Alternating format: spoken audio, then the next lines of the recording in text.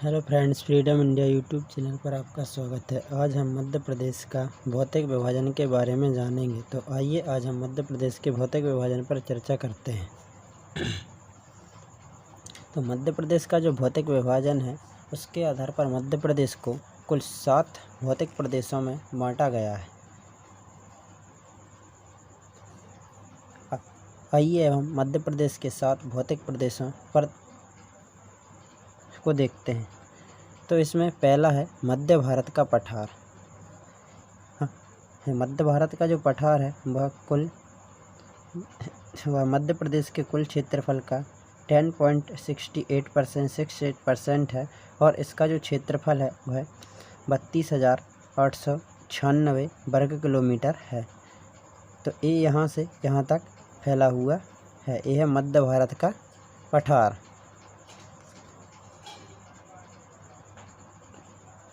इसका दूसरा प्राकृतिक भूभाग है बुंदेलखंड का पठार। बुंदेलखंड का पठार यहाँ से लेकर इस क्षेत्र में फैला हुआ है और यह मध्य प्रदेश के क्षेत्रफल का 7.7% है। इसका जो कुल क्षेत्रफल है वह 23,733 वर्ग किलोमीटर है। इसके बाद ये क्षेत्र रीवा पन्ना का पठार है। ये यहाँ से यहाँ तक रीवा पन्ना का पठार है। यह मध्य प्रदेश के कुल क्षेत्रफल का 10.38% है और इसका कुल क्षेत्रफल 31,955 वर्ग किलोमीटर है। इसके बाद जो चौथा प्राकृतिक भूभाग है वह है बघेलखंड का पठार। बघेलखंड का जो पठार है वह कुल मध्य प्रदेश के कुल क्षेत्रफल का 7% है और इसका जो कुल क्षेत्रफल है वह 21,577 वर्ग किलोमीटर है। यह मध्य प्रदेश का सबसे छोटा प्राकृतिक भूभाग है जो कि मध्य प्रदेश के क्षेत्रफल का केवल 7% है। इसके बाद जो पांचवा भूभाग है वह है नर्मदा घाटी। नर्मदा घाटी कुल 26% भूभाग पर है। यह मध्य प्रदेश के कुल 26% भूभाग पर है और इसका जो कुल क्षेत्रफल है 86,000 वर्ग किलोमीटर है।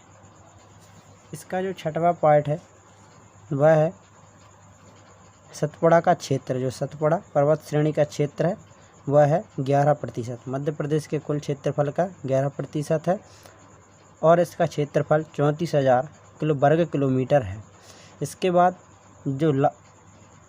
जो अंतिम प्राकृतिक भूभाग है वह है मालवा का पठार। मालवा का पठार एक बहुत बड़ा क्षेत्र है। यह मध्य प्रदेश का जो सबसे बड़ा प्राकृतिक भूभाग है और यह मध्य प्रदेश के सबसे ज़्यादा 28% भूभाग पर फैला हुआ है। इसका जो कुल क्षेत्रफल है वह 88,222 वर्ग किलोमीटर है। तो इस प्रकार से हमने मध्य प्रदेश के भौतिक विभाजन के बारे में जाना कि मध्य प्रदेश को कुल 7 भौतिक प्रदेशों में बांटा गया है। आइए अब हम तो इस प्रकार से हमने जाना कि मध्य प्रदेश का जो प्राकृतिक भूभाग है वह कुल 7 हैं। मध्य भारत का पठार, मालवा का पठार जो कि मध्य प्रदेश का सबसे बड़ा प्राकृतिक भूभाग है, मालवा का पठार। इसके बाद है रीवा पन्ना का पठार, बुंदेलखंड का पठार। इसके बाद है बघेलखंड का पठार। बघेलखंड का पठार है वह मध्य प्रदेश का कुल 7% भूभाग पर फैला हुआ है और है सबसे छोटा प्राकृतिक भूभाग है। इसके बाद है सतपुड़ा श्रेणी जो दक्षिण में स्थित है और नर्मदा सोन घाटी जो कि सतपुड़ा श्रेणी के उत्तर में स्थित है। तो इस प्रकार से हमने मध्य प्रदेश के प्राकृतिक भूभाग के बारे में जाना। आइए अब हम इसके भौतिक विभाजन के बारे में जानते हैं।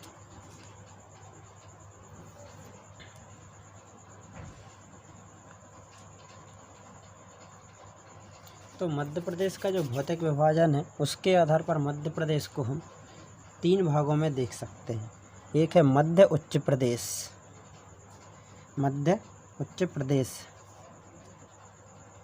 इसके बाद है सतपुड़ा श्रेणी दूसरा भाग है। इसके बाद है पूर्वी पठार। जो पूर्वी पठार है वह बघेलखंड कहलाता है।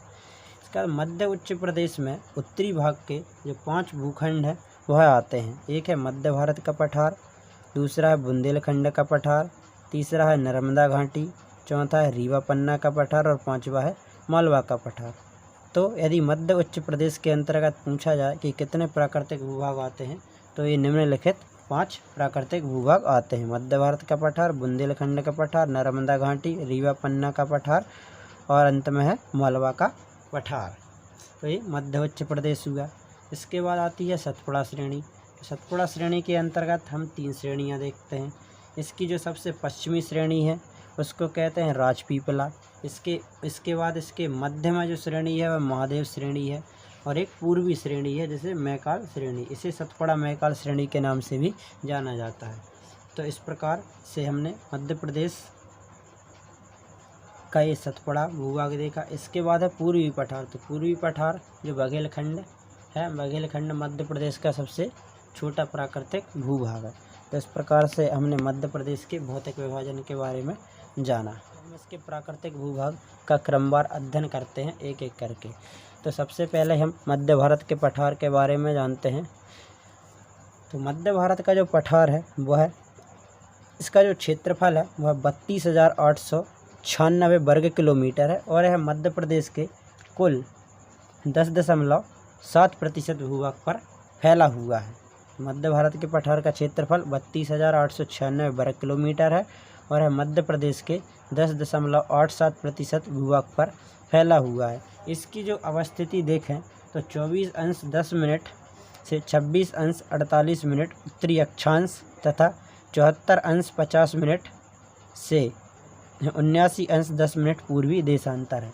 तो यह मध्य भारत के पठार की अवस्थिति है। इसके बाद मध्य प्रदेश के मध्य भारत के पठार की जो कुछ सीमा है उसके बारे में चर्चा करते हैं। इसके मध्य भारत के पठार के यदि हम उत्तर में देखें तो इसके उत्तर में यमुना नदी है ना। मध्य भारत के पठार के उत्तर में कौन सी नदी है? यमुना नदी है। इसकी जो दक्षिणी सीमा है, दक्षिणी सीमा पर हमें मालवा का पठार दिखाई देता है। इसके बाद पश्चिमी सीमा पर राजस्थान है तथा पूर्वी सीमा पर बुंदेलखंड का पठार है। तो ये क्या मध्य भारत के पठार की सीमा है। इसके बाद यदि हम इसके निर्माण पर चर्चा करें तो मध्य भारत का जो पठार है उसका निर्माण आर्कियन क्रम की चट्टानें, धारवाड़ क्रम की चट्टानें तथा विंध्यन क्रम की चट्टानों के निक्षेपण, अपरदन तथा अनाच्छादन के कारण हुआ है। तो अनाच्छादन क्या होता है? अनाच्छादन में जो चट्टानें होती हैं वह धीरे धीरे क्या निक्षेपित होती जाती हैं, उनका धीरे धीरे निक्षेपण होता जाता है, अपघटन होता जाता है, वो छोटे छोटे टुकड़ों में टूटती जाती हैं, जिसके कारण से एक पठारी भाग का निर्माण होता जाता है। और इसी प्रकार से इन चट्टानों के टूटने फूटने से मध्य भारत के पठार का निर्माण हुआ है। तो मध्य भारत के पठार का निर्माण इन चट्टानों से हुआ है। आर्कियन क्रम की चट्टानें, धारवाड़ क्रम की चट्टानें और विंध्यन क्रम की चट्टानों से हुआ है। इसके अलावा जो मध्य भारत का पठार है यह भूगर्भिक हलचलों का क्षेत्र है। यहाँ पर कगारों का निर्माण हुआ है और यहाँ से जो कुछ नदियाँ प्रवाहित होती हैं, मुख्यतः चंबल नदी जो है वो यहाँ पर गहरे खड्डों का निर्माण करती जाती है। तो इससे बीहड़ों का निर्माण हुआ है। तो यह क्षेत्र भूगर्भिक हलचलों का क्षेत्र है। यहाँ कगारों का निर्माण हुआ है। इसमें प्रवाहित होने वाली नदियाँ बीहड़ों का निर्माण करती हैं। तो इसमें मुख्यतः चंबल नदी है जो कि बीहड़ों का निर्माण करती है।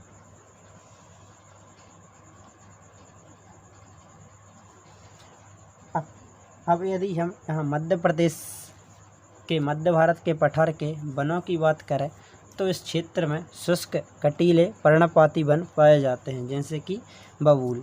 तो यहाँ पर शुष्क, कटीले और पर्णपाती वन पाए जाते हैं। अब हम यहाँ की जलवायु की बात करें तो यहाँ पर विषम जलवायु क्षेत्र है, विषम जलवायु क्षेत्र है।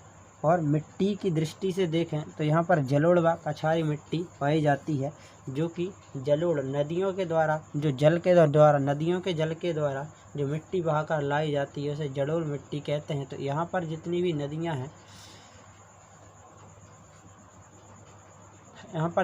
नदियाँ हैं, वह एक बड़े नदी तंत्र का निर्माण करती हैं, जिसके कारण से वह यहाँ पर जल अपरदन, मृदा अपरदन के द्वारा मिट्टी बहाकर लाती हैं। और यह मिट्टी फसलों के उपजाऊपन की दृष्टि से भी महत्वपूर्ण है। आइए अब हम यहाँ की फसलों पर चर्चा करते हैं।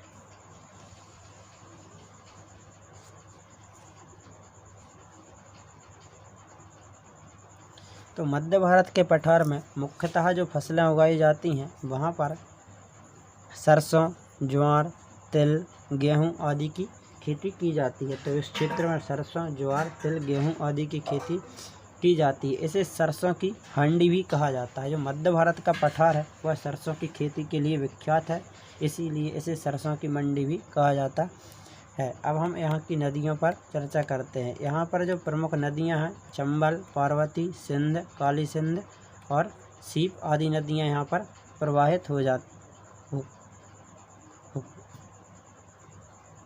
चंबल नदी यहाँ की मुख्य, चंबल और पार्वती नदी यहाँ की मुख्य नदी है। इनका जो विस्तार है, मध्य भारत का पठार जो विस्तार है वह नीमच, श्योपुर, भिंड, मुरैना, ग्वालियर और शिवपुरी जिले में है। दतिया जिला इसमें सम्मिलित नहीं है।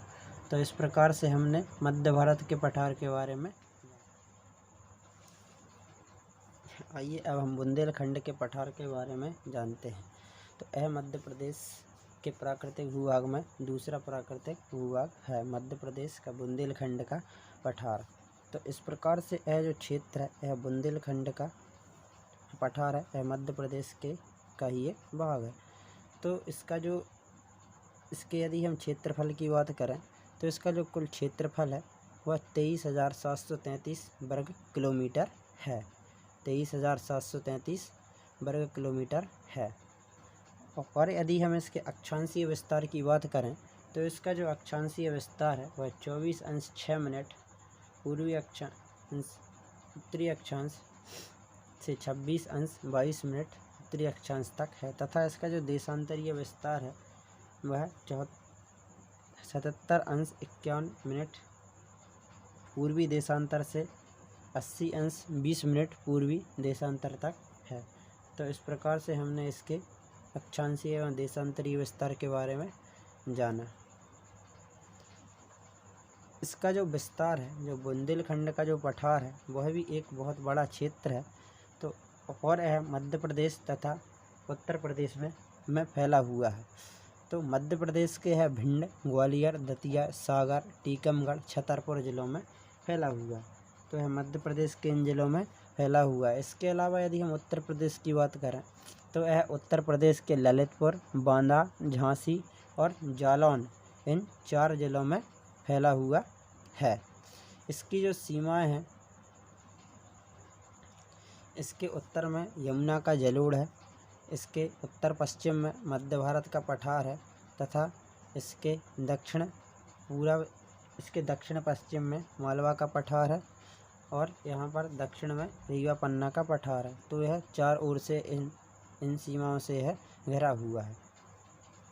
आइए अब हम यहाँ पर होने वाली वर्षा के बारे में बात करते हैं। तो यहाँ पर औसतन 75 से 100 सेंटीमीटर वर्षा होती है। इस क्षेत्र की जो आकृति है वह, इस क्षेत्र की यदि हम आकृति की बात करें तो अर्धचंद्राकार आकृति है। इस क्षेत्र की जो आकृति है वह कैसी है? अर्धचंद्राकार आकृति है। इसके अलावा यदि हम यहाँ पर वन देखें तो यहाँ पर तेंदुपत्ता, महुआ, बबूल, खैर, नीम आदि जैसे वृक्ष बहुतायत में। इसके अलावा हम यदि यहाँ की जलवायु की बात करें तो यहाँ पर ग्रीष्म ऋतु में अधिक गर्मी तथा शीत ऋतु में अधिक ठंडी जलवायु पाई जाती है। और मिट्टी की बात करें तो यहाँ पर मिश्रित मिट्टी, लाल प्लस काली मिट्टी पाई जाती है। यहाँ की जो प्रमुख नदियों की बात करें तो यहाँ की जो प्रमुख नदियाँ हैं वह सिंध, धसान, बेतवा आदि नदियाँ हैं। यहाँ पर जो नदियाँ हैं यह किसका? बीहड़ों का निर्माण करती हैं। इसके अलावा यह एक महत्वपूर्ण चट्टानी भूभाग है। इसमें कुछ खनिज पदार्थ भी पाए जाते हैं। तो यह चूना पत्थर, हीरा, अल्प मात्रा में तांबा आदि के उत्पादन के लिए भी जाना जाता है। यहाँ से इसके अलावा अन्य प्रकार के खनिज पदार्थ भी निकाले जाते हैं। प्रमुखतः चूना पत्थर, हीरा, अल्प मात्रा में तांबा निकाला जाता है। विशेष में यदि देखें तो इसकी जो सर्वोच्च चोटी है वह सिद्ध बाबा की चोटी है। इसकी सर्वोच्च चोटी सिद्ध बाबा की चोटी है। तो यह प्रश्न प्रीलिम्स में पूछा जा सकता है कि बुंदेलखंड के पठार की सर्वोच्च चोटी कौन सी है।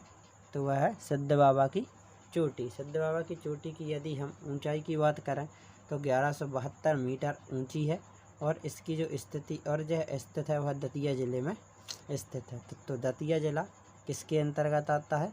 बुंदेलखंड के पठार के अंतर्गत। इसके बाद हम अगली क्लास में अन्य भूभागों पर चर्चा करेंगे। Thank you.